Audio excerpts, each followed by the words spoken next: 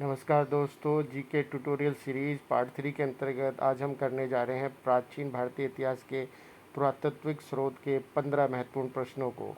तो आइए शुरू करते हैं इस सीरीज़ को। प्राचीन भारतीय इतिहास को उद्घाटित करने के सबसे महत्वपूर्ण स्रोत कौन से हैं? प्राचीन भारतीय इतिहास को उद्घाटित करने के सबसे महत्वपूर्ण स्रोत पुरातात्विक स्रोत हैं।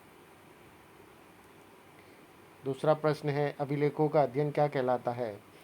अभिलेखों का अध्ययन पुरालेख शास्त्र अथवा पुरालिपि शास्त्र कहलाता है। तीसरा प्रश्न है, सबसे प्राचीन अभिलेख कौन से हैं और ये कहाँ पाए गए? सबसे प्राचीन अभिलेख मध्य एशिया के बोगजकोई नामक स्थान से लगभग 1400 ईसा पूर्व के मिले हैं। इस अभिलेख में इंद्र, मित्र, वरुण और नासत्य आदि देवताओं के चित्र अंकित हैं।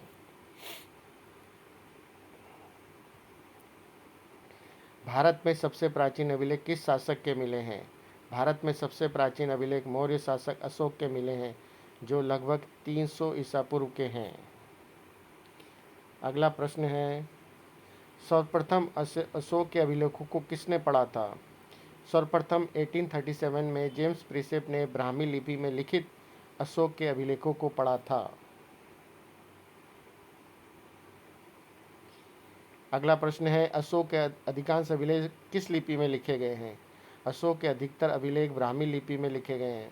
पश्चिमोत्तर भारत से प्राप्त कुछ अभिलेख खरोष्ठी लिपि में भी हैं। सिक्के के अध्ययन को क्या कहा जाता है? सिक्के के अध्ययन को मुद्रा शास्त्र कहा जाता है।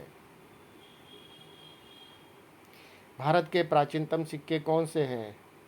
आहत सिक्के या पंचमार सिक्के भारत के प्राचीनतम सिक्के हैं, जो ईसा पूर्व 5वीं सदी के हैं। चूंकि इन्हें ठप्पा मारकर बनाया जाता था, इसलिए इन्हें आहत मुद्रा या पंचमार्क सिक्के कहते हैं। पुराने सिक्के किस धातु के प्रचलन में लिए जाते थे? पुराने सिक्के तांबा, चांदी, सोना और शीशे के प्रचलन में लिए जाते थे। सर्वप्रथम लेख वाले सिक्के किस शासक द्वारा चलाए गए? सर्वप्रथम लेख वाले सिक्के स्वर्ण सिक्के हिंद यूनानी इंडो ग्रीक शासकों ने चलाए थे। प्राचीन काल में मूर्तियों के साक्ष्य कहाँ मिले थे?